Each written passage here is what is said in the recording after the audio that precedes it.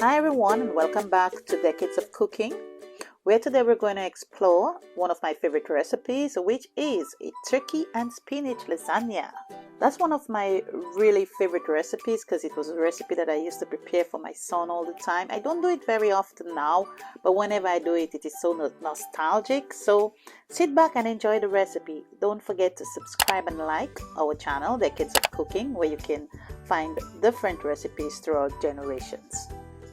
So we're going to begin with our vegetables, and today we're using portobello mushrooms, we're using spinach, and we're also going to add some kale. And this here is called dinosaur kale. I came across it and I thought it was just so interesting, and I thought I should use it in that recipe. So we're going to use these three vegetables in our recipe. So first we're going to boil our lasagna. Just ensure that you have a nice pot of water with some salt. And you bring your water to a boil, you add your lasagna in there. Just make sure you move it around. You can use a spoon or a fork or the tongue to move it around, and so that it doesn't stick. Once it's boiled, and say you boil it for about half an hour to 45 minutes, you can drain it out and just give it a quick cold bath under the cooler water. And then you move it back to your pan. You use some olive oil in there so that it doesn't stick while you set it aside and you prep your other ingredients. It's a really nice saucepan, and you get your onions and your garlic first and foremost, and you put it in some olive oil so that it can saute in some olive oil. You can use your mushrooms. You can use pre-sliced mushrooms. I always love slicing my own mushrooms, so before I do that, I always wash everything, ensure that it is dried, and then slice them. You're going to do the same thing for the spinach and the kale. I remove the stems from the kale so that it won't be too tough, and just ensure that everything is nicely washed, cleaned, and then dried.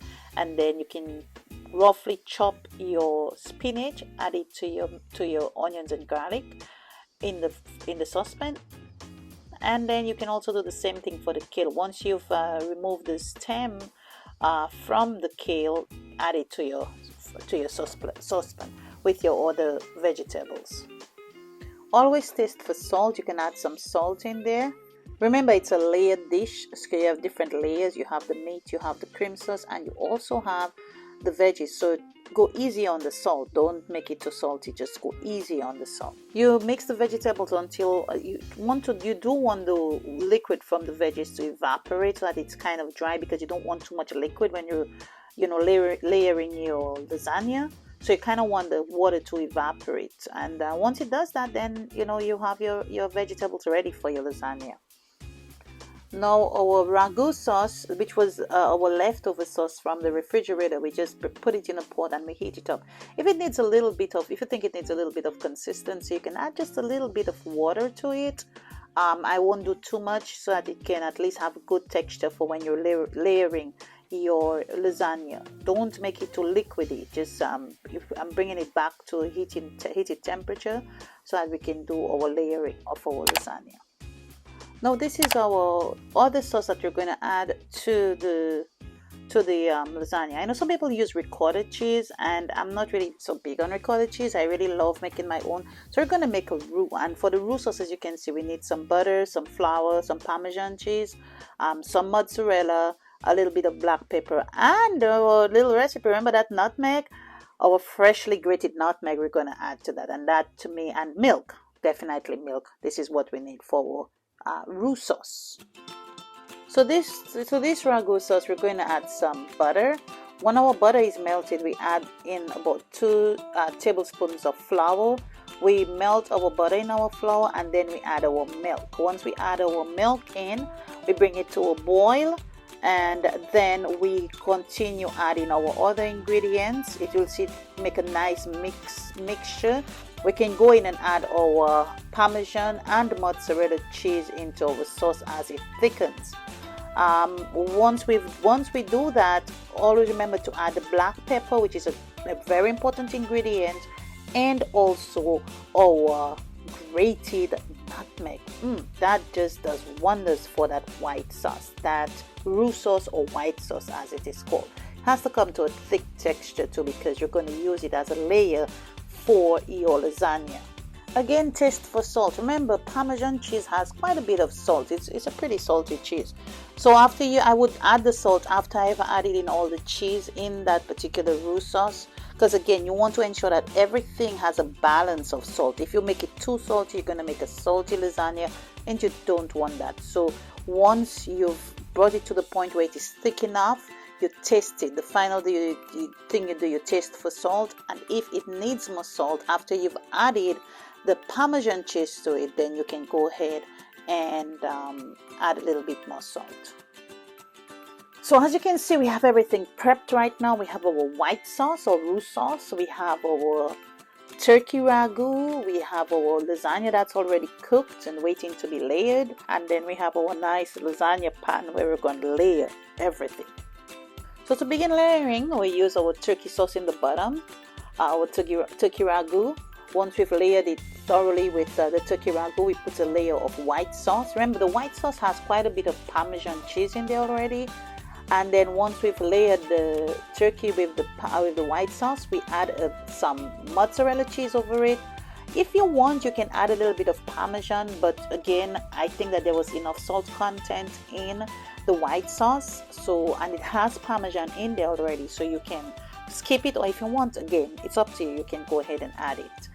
To that, you do your first layer of your lasagna, and we have four pieces of lasagna. Or lasagna pasta. That's the pasta. You can go ahead and use more if you'd like, but I just use 4 to cover the entire first layer of meat and sauce. Now you follow that with the layer of the spinach and mushrooms and kale that we prepared and sauteed. You just cover the pasta thoroughly with that layer of veggies. So we layer it with our veggies. As you can see, we layer it thoroughly with all our veggies.